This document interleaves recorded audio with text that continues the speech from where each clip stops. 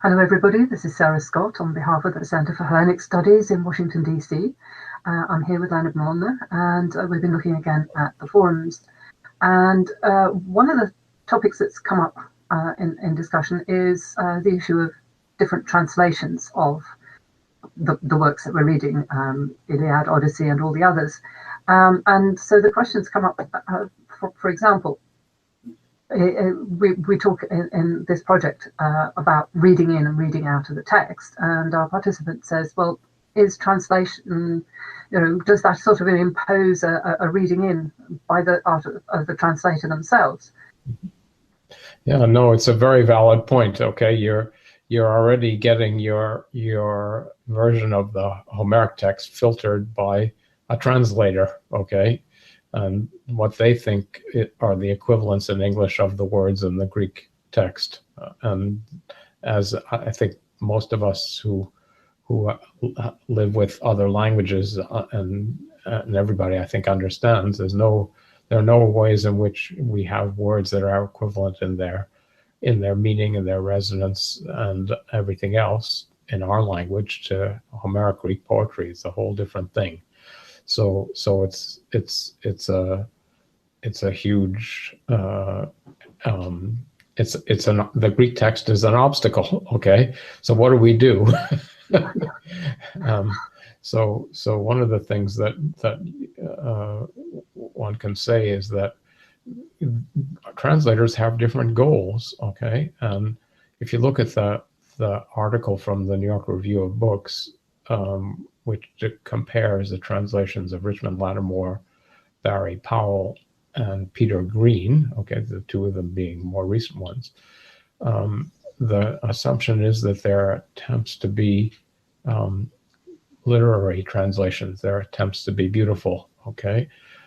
There's also, another translation that is one that some of us who work with Greg are particularly fond of, and that's the translation by Stanley Lombardo, okay, which has also is an attempt to be more accessible than more literary translations. It has more. It's not colloquial, but it has more a more modern language and a simpler style. But it also, there's a scholarly component to translations, as you can see from the review, which talks about variant readings and the choice of one over the other. That's the position that's taken.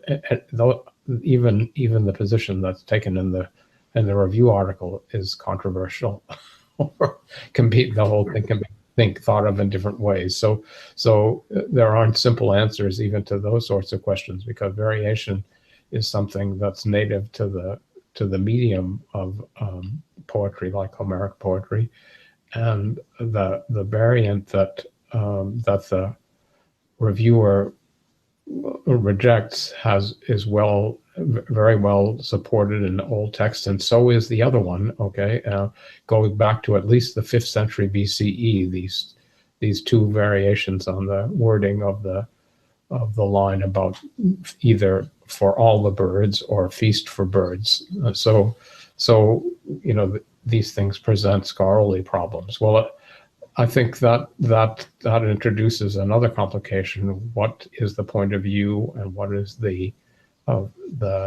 understanding and formation and objectives of the translator, right? No, some translators try to make it clear what they're doing, but I can say something about the objectives of the translations in the Heroes course, which I think are different from literary translations, from translations that are attempt to be versified and in a language and a style that's appropriate to the original text and stuff like that. That's not the goal, okay? And the goal of them is to, in fact, to deal with this problem of reading out and reading in. What the ambitions of the Homer translations and the translations that Professor Nagy gives for other poetry that's in the class, and that's in the translations that are in the Heroes course book and stuff like that, the source book and the course book, they're an attempt to express some of the meaning as much as is possible in the ancient text without making something beautiful in English.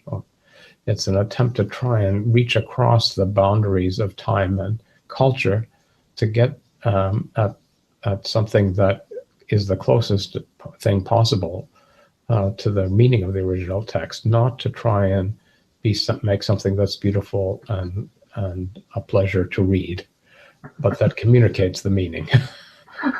But not a pain to read either. Not an easy thing to do. Okay? No. But the goal is different, and so that's why, for example, there are words. There are all the words that are transliterated that are Greek words in the text. There are definitely plenty of words in Homeric Greek. We don't have anything like them in English, and it would be silly to pretend that we do.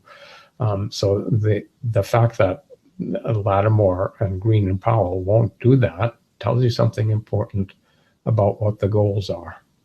Okay, what the ambition of a translation that leaves certain words as transliterated Greek words is to give you a feeling of what those words might mean in their original sense, and not to substitute a notion in our language that falsifies them. Okay, is that helpful? Yeah, I think so.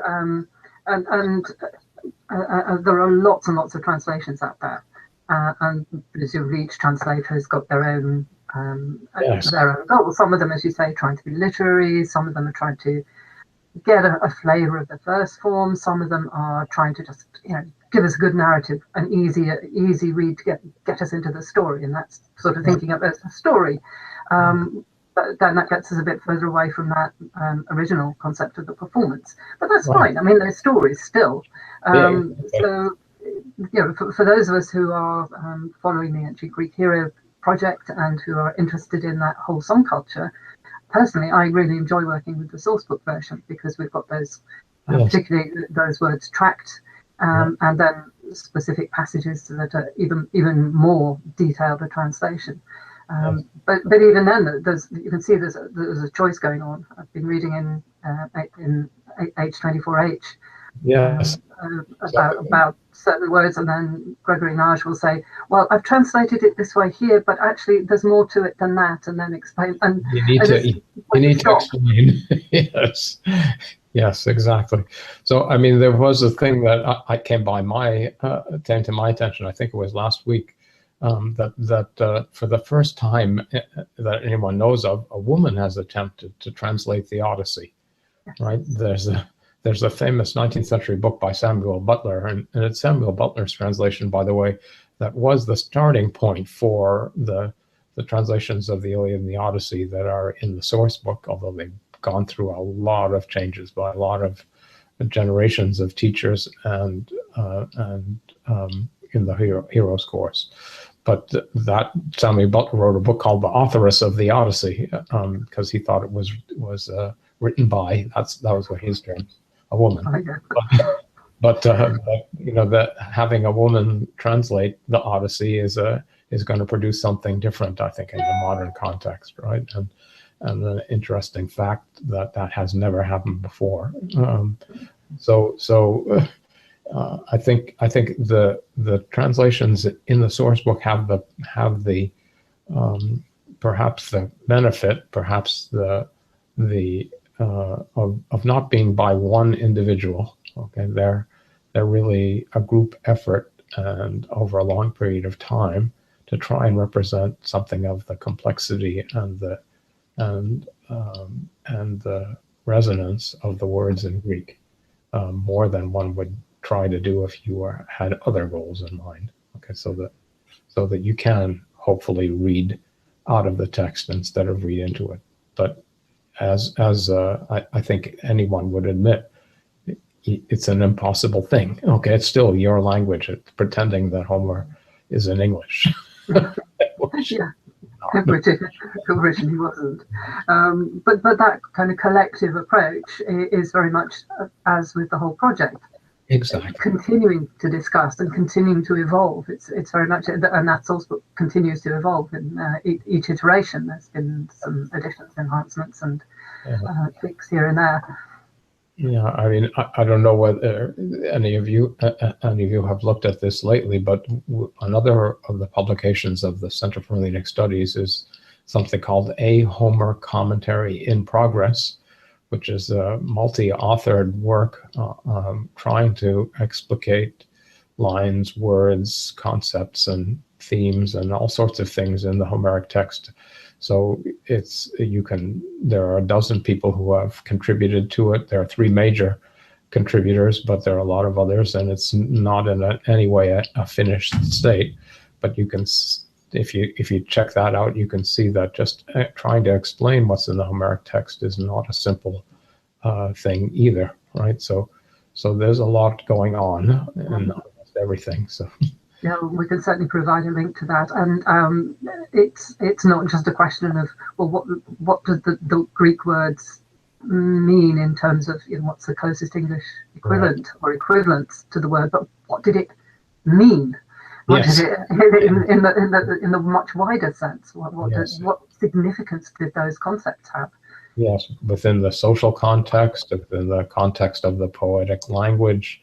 Lots of things to try and account for and try and reach at that are beyond, that go beyond the mere act of translation, right? And I think you need to do those things, and that's what philologists and linguists supposedly try to do, to try and reconstruct the text in its context, and to extract in a reasonable way what might have worked, how it might have worked in its own time and place.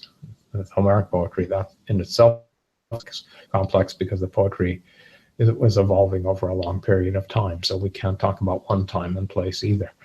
But so this is not a simple problem to resolve. Okay. Great. All right. Well, thanks very much for that. Okay. A lot of food for thought.